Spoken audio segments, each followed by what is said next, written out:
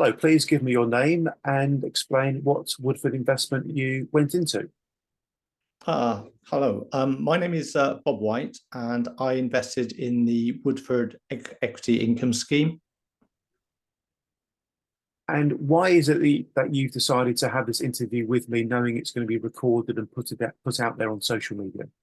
Okay, well, I'm quite disappointed with the progress with the authorities to date, with any compensation for what I consider an element of mis-selling, etc. So that's why I'm keen to get involved. Thanks, Bob. And who is your MP, and would you be happy for us to send him or her a link to the recording of this conversation? Yes, my MP is Matt Western for Warwick, and yes, I'm happy with that. And why did you choose to invest in a Woodford fund? Well, I was originally looking at an option for my pension scheme to add to it through a SIP, and I read the press, and then I engaged with Hargreaves Lansdown, who were offering the fund as one of their top 10, moderate risk and high transparency. So I considered all the options and thought that was a reasonably moderate risk fund in order to invest in my pension, which I would then home to start liquidating in 10 years' time. Thank you, Bob. And when you invested, what, if anything, was your understanding of the rights and statutory protections you had through the Financial Ombudsman Service and the Financial Services Compensation Scheme? Well, my consideration was I was investing through the platform Hargreaves Lansdown, which is a FTSE 100 organisation, and assumed it would be protected like any high street bank, etc. It was a corporate name, full of credibility, so I didn't feel there were that many risks involved in my corresponding investment. Thank you. And what's your understanding of what you would get back through the proposed scheme of arrangement in terms of pence in the pound? And if you know, what would you get back from the Financial Ombudsman Service if you had a successful Financial Ombudsman Service claim? Well, on the Financial Ombudsman Service claim, I think I invested about £220,000. I think I've lost around £110,000, and my rough estimation of that is I'd probably get 15,000 back, taking off the RGL commission on top of that. So roughly, I'm thinking 10 to 12,000. And do you know what you would get back if you were to have had a successful Financial Ombudsman Service claim? Well, I'm assuming it'd be covered by the full sort of 85,000 limit, on the basis, I was missold an investment scheme that was of moderate risk, to be honest. Thanks, Bob. And what has this meant to you? What's the impact been? Well, the impact of, as I said, I've lost sort of £110,000. That's on my pension. So on a sort of 5% return every year, I'm assuming I've lost sort of £5,000 per annum income on my future pension. What do you think about the way that the FCA has handled matters? I just think it's intolerable. There's been no transparency, no communication. I think it's been 4 years now.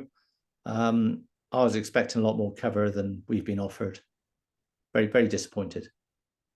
The FCA has made reference to 77p in the pound, and that's a topic that the press has picked up on.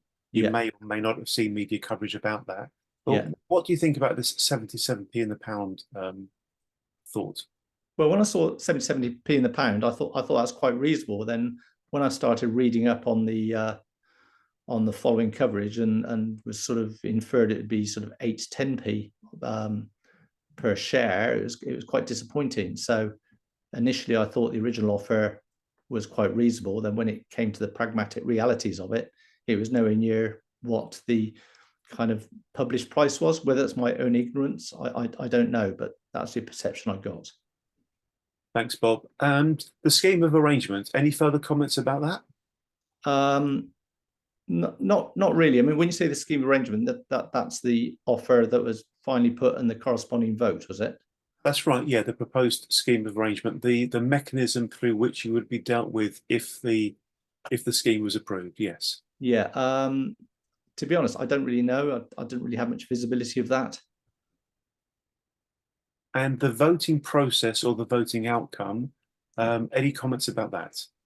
Yeah, the voting process. I mean, I've worked indirectly with the financial sector, and it was by no means straightforward. I had to dig out all my original working out what original shares I bought, which I thought would be sort of already there, and also the way of voting for the chairman. Almost you had to really think about it, because it was almost a double negative to me when you were trying to identify how you were going to vote. So I can see a lot of people would be either put off voting because they were trying to have to find their documentation from 5 or 6 years ago to identify their share ownership. And secondly, you know, I think some could have been sort of misled by the wording of the final vote. And the final question, Bob, anything else you'd like to share with us today? The only, I mean, I suppose my big bugbear is with Hargreaves Lansdown more than anything, which is why I signed up with IGL, because I just felt it was a total sort of mis-selling process.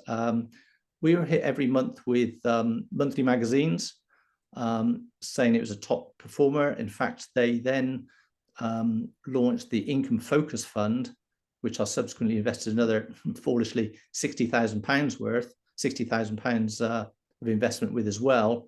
Correspondingly lost about 20,000 on that as well.